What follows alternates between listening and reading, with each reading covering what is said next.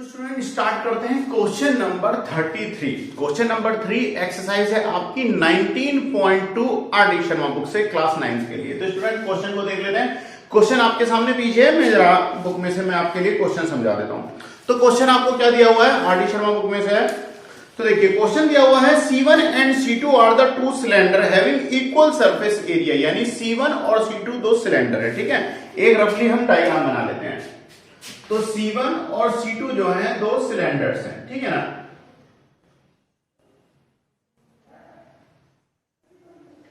ये दो सिलेंडर हैं, एक हो गया आपका C1, एक हो गया C2, ठीक है ना।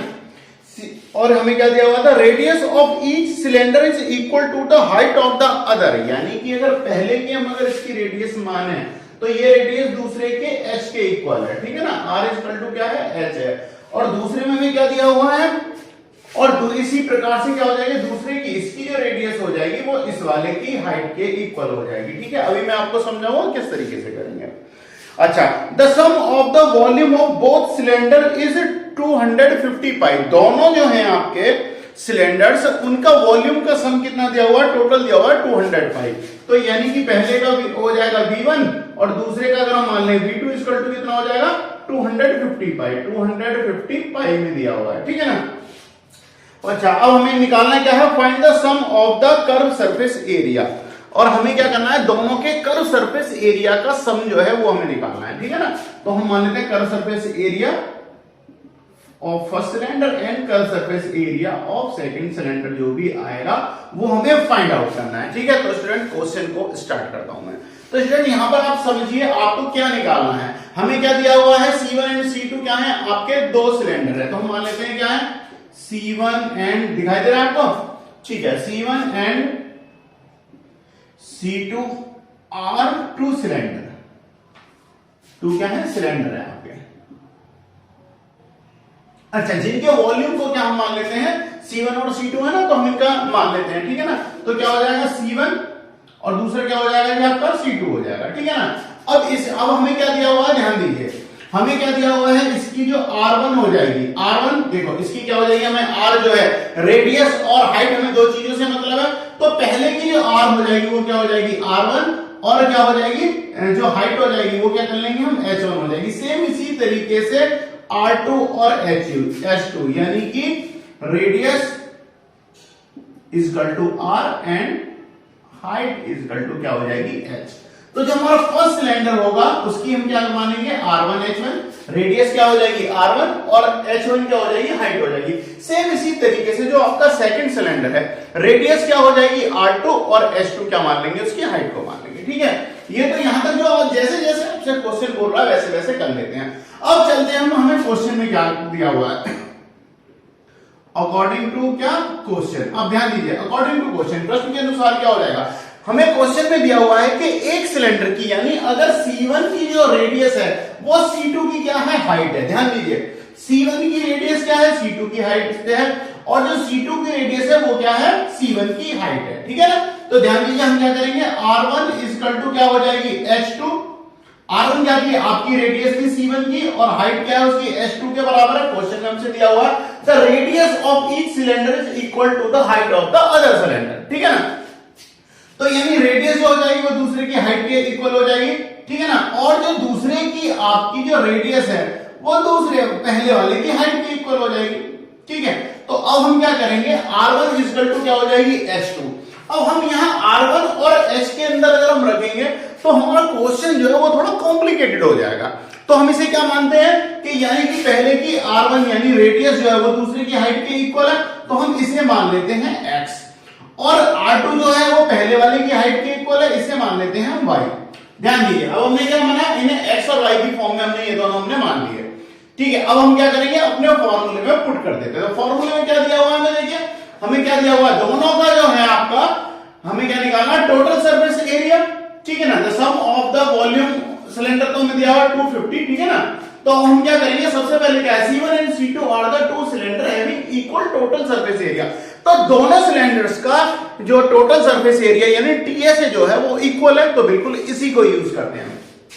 तो क्वेश्चन में क्या हो जाएगा, TS है total surface area of cylinder जो है आपका सिलेंडर C1 इक्वल टू क्या हो जाएगा, total surface area of second cylinder, ठीक है ना।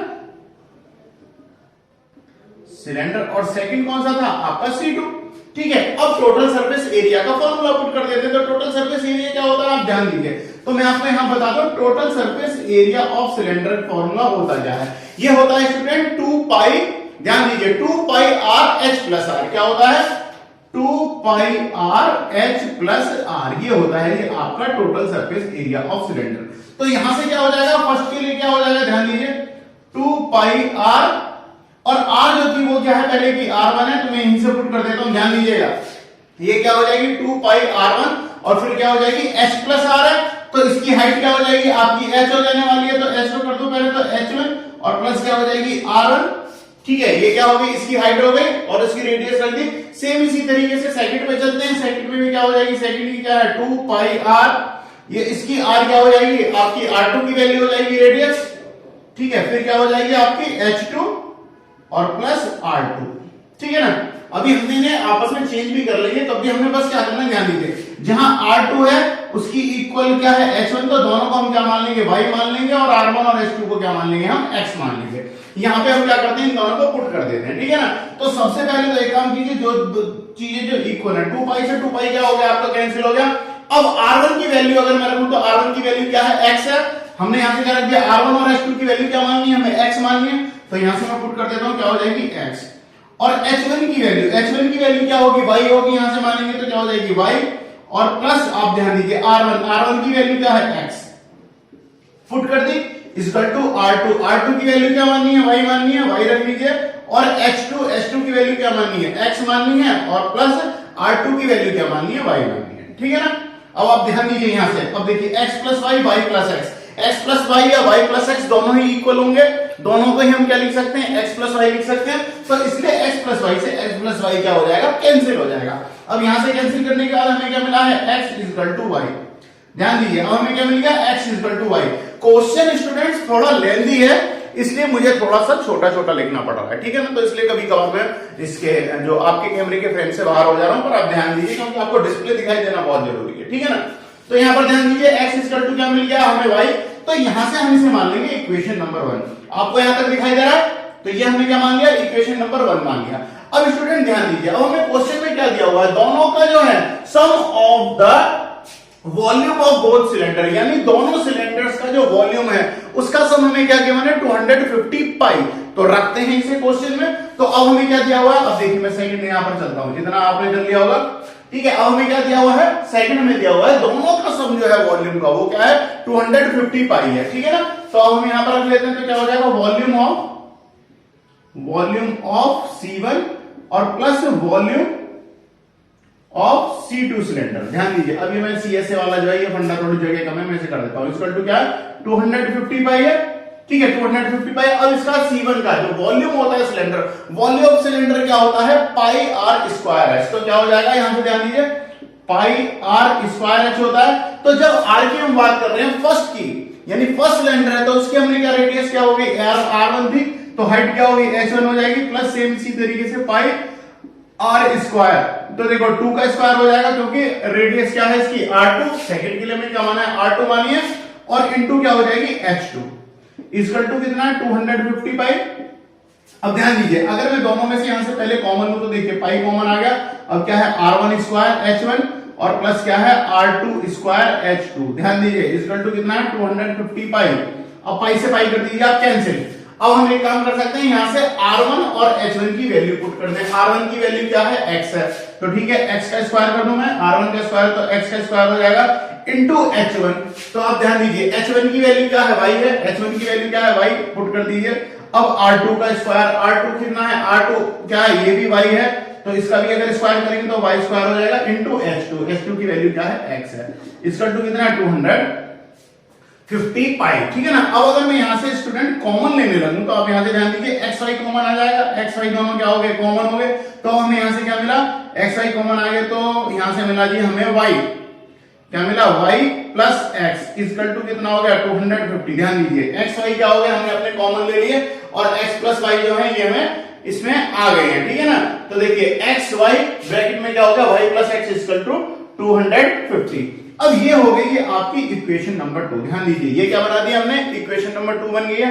अब इक्वेशन नंबर 2 और इक्वेशन नंबर 1 दोनों को हम सॉल्व करेंगे, ठीक है ना। तो हम क्या लिखेंगे, फ्रॉम क्या बाय इक्वेशन नंबर 1 एंड 2। ध्यान दीजिए, ठीक है ना, इक्वेशन नंबर 1 और 2 से। तो इक्वेशन नंबर 1 में क्या दिया हुआ है आपको, x इक्वल टू y, और यहां पर क्या दिया हुआ है आपको, x plus y equal to 250। तो यहां से हम क्या करेंगे, जहां जहां, या तो आप एक काम कीजिए, जहां जहां पर आपको y मिल रहा है वहां पे x पुट कर दीजिए, या जहां पर आपको x मिल रहा है वहां पर y पुट कर दीजिए। दोनों का ही मतलब और सॉल्यूशन जो होगा वो बिल्कुल सेम निकलने वाला है। तो यहां पर देखिए हम क्या कर रहे हैं, y को x की जगह रिप्लेस कर रहे हैं। तो y देखिए, y इक्वल टू क्या है, x है, तो मैं यहां पर y को प्लेस कर देता हूं x से, और फिर से y क्या हो जाएगा, x plus x equal to कितना हो जाने वाला है, 250। अब देखिए x की मल्टीप्लाई x में करोगे क्या हो जाएगा, x स्क्वायर, और x और प्लस क्या हो जाएंगे, 2x इक्वल टू 250। ध्यान दीजिए, यहां तक आपको फ्रेम में दिखाई दे रहा है, बिल्कुल दिखाई दे रहा है। अब अगर मैं 2x की x स्क्वायर में मल्टीप्लाई कर दूं तो क्या हो जाएगा, 2x की क्यूब इक्वल टू कितना हो जाएगा, 250। 2 से मैं इसे डिवाइड कर दूंगा 125, यानी x क्यूब इक्वल टू कितना हो जाएगा, 125, और x की वैल्यू क्या आ जाने वाली है, 5। अब ध्यान दीजिए, x की वैल्यू क्या बन गई, 5। मैं आपको बता दूं कैसे, 5। अब देखो, अगर हम 5 को क्या लिख सकते हैं, 5 इंटू 5 इंटू 5 इक्वल टू कितना होता है, 125। तो हम इसे 5 का क्यूब नोट कर सकते हैं। तो यहां से मैंने इसका क्यूब रूट ले लिया, तो x की वैल्यू क्या बन के आ गई है आपकी, 5। ध्यान दीजिए, दिखाई दे रहा है आपको, x की वैल्यू क्या बन गई है, 5। तो अब यहां से स्टूडेंट देखिए, x की वैल्यू क्या है, 5 है, यानी कि इसकी रेडियस और दूसरे की हाइट कितनी आ गई है आपकी, h2, दोनों ही कितनी आ गई है, 5। ठीक है, तो हमें यहां से ये मिल गया। अब हमसे क्वेश्चन में क्या कहा गया है, अब हमसे कहा गया है, ध्यान दीजिए, क्वेश्चन में हमसे क्या बोला है, find the sum of their curve surface area. अब हमें क्या निकालना है, इसका कर्व सरफेस एरिया निकालना है, ठीक है। तो स्टूडेंट्स, अगर आपको दिखाई दे रहा हो तो मैं यहां तक पे मैं इसे सॉल्व कर दूं तो चलेगा, ठीक है। यहां पर कर दूंगा तो आपको डिस्प्ले दिखाई दे रही है ना। तो स्टूडेंट ध्यान दीजिए, कर्व सरफेस एरिया अब हमें निकालना है। तो कर्व सरफेस एरिया का फॉर्मूला क्या होता है, कर्व सरफेस एरिया होता है स्टूडेंट हमारा 2 पाई आर एच। तो दोनों का हम कर्व सरफेस एरिया निकालेंगे, तो C S A of first cylinder C1, और प्लस क्या निकालना है हमें, C S A curve surface area of second cylinder. ये तो हमसे क्वेश्चन में पूछा है, दोनों सिलेंडरों का हमसे सम पूछा है, तो हमने क्या कर दिया, प्लस कर दिया, दोनों को ऐड कर रहे हैं। तो अब स्टूडेंट देखिए, कर्व सरफेस एरिया का फॉर्मूला अगर हम यहां से लगाते हैं तो हमें क्या मिलेगा, 2 पाई आर एच हो जाएगा। तो मैं यहां पर रख देता हूं, तो क्या हो जाएगा, देखिए 2 पाई आर की वैल्यू क्या हो जाएगी, r1, और h1 प्लस सेम क्या हो जाएगा, 2 पाई सेकंड के लिए r2 h2 इक्वल टू, हमें क्या करना है, इक्वल टू नहीं, ये तो हमें समझो है, वो हमें फाइंड आउट करना है, ठीक है ना। तो अब अगर हम यहां से रखते हैं तो ध्यान दीजिए, देखो 2 पाई क्या हो जाएगा, कॉमन आ जाएगा। अब यहां से ये वैल्यू होगी r1 h1 और प्लस r2 क्या हो जाएगी, h2। भाई देखो, यहां से हमने 2 पाई दोनों में से कॉमन आ गया, तो हमें हमारे पास यहां पे क्या बचा है, r1 plus r1 into h1 plus r2 into h2। अब हम क्या करेंगे, r1 और h1 इनकी वैल्यूज को हम यहां पर पुट कर देंगे। तो अब आप यहां से ध्यान दीजिए, r1 h1 की अगर मैं वैल्यू रखता हूं तो r1 हो चाहे आपका h1 हो, दोनों x और y की वैल्यू क्या है, बराबर आई है, दोनों ही इक्वल आई हैं। तो मैं यहां से अगर मैं पुट कर दूं तो x और y की अगर हम यहां से वैल्यू पुट करें तो 2 इंटू पाई हो जाएगी। देखो, r1 की वैल्यू और h1 की वैल्यू दोनों ही क्या है, x और y के फॉर्म में है, और x इक्वल टू क्या है, y मिला है। तो यहां से आप ध्यान दीजिए, 5 इंटू 5 हो जाएगा, और प्लस यहां पे भी क्या हो जाएगा, 5 इंटू 5। तो 2 पाई इंटू ये क्या हो जाएगा, 25। भाई 5 इंटू 5 इक्वल टू क्या हो जाएगा, 25। यहां से मैं ढंग से लिख देता हूं, कितना हो गया 25, और प्लस कितना हो गया 25, यानी कि 2 pi into 25 into 25 equal to क्या हो जाएगा 50, एंड 2 इंटू 50 इक्वल टू क्या हो जाएगा 100 पाई, यानी कि जो आपका आंसर है वो क्या मिल गया 100 पाई। अब ध्यान दीजिए, ये हो गया ये आपका आंसर, यानी क्वेश्चन में जो आपको आंसर जो निकालने के लिए बोला गया है वो क्या बोला गया है, आपको 100 पाई हमें फाइंड आउट करना था, यानी find the sum of their cylinder curve surface area. क्या हमने हमसे क्या पूछा था, सिलेंडर का कर्व सरफेस एरिया।